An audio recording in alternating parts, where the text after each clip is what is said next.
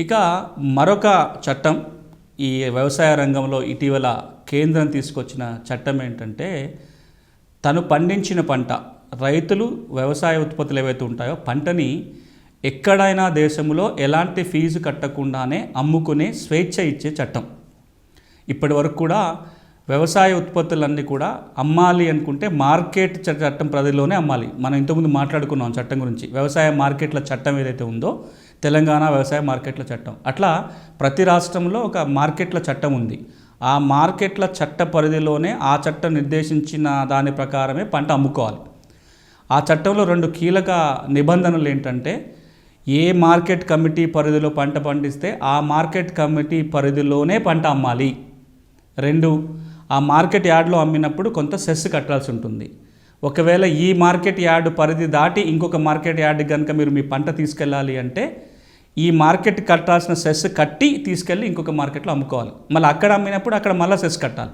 అంటే ఇప్పుడు నేను కనుక నాకు ఒక 30 కిలోమీటర్ల దూరంలో ఒక మార్కెట్ ఒకటి ఉంది, 60 కిలోమీటర్ల దూరంలో ఇంకో మార్కెట్ ఉంది. నేను ఈ మార్కెట్ పరిధిలో వస్తాను కానీ అక్కడ ఎక్కువ రేటు ఉంది, అక్కడికి నేను వెళ్ళాలి అంటే లెవీ కట్టాలి. నేను నా పంట వడ్లో లేకపోతే గోధుమలో లేకపోతే ఇంక శనగలో పెసర్లో ఏదో ఒకటి పండించి ఈ మార్కెట్ నుంచి ఇంకో మార్కెట్ తీసుకెళ్లాలంటే ఇక్కడ కట్టే సెస్ కట్టి అక్కడికి పోయి మళ్ళీ అమ్ముకోవాల్సి వస్తుంది. ఈ రోజున ప్రభుత్వం ఈ 2 నిబంధనల్ని తీసేస్తూ చట్టం చేసింది. ఏ 2 నిబంధనలు? ఒకటి, మీరు పంట ఎక్కడైనా పండించండి, ఆ పంటని మీరు దేశంలో ఎక్కడైనా అమ్ముకోవచ్చు. ఈ రోజున నేను వరంగల్లో పంట పండిస్తే నాగపూర్ తీసుకెళ్ళి అమ్ముకోవచ్చు, లేదా తమిళనాడులో పంట పండించినప్పుడు తెలంగాణ తీసుకొచ్చి అమ్ముకోవచ్చు. సో ఎక్కడైనా తమ ఉత్పత్తుల్ని అమ్ముకోవటానికి ఈ రోజున ఈ చట్టం అవకాశం కల్పించింది.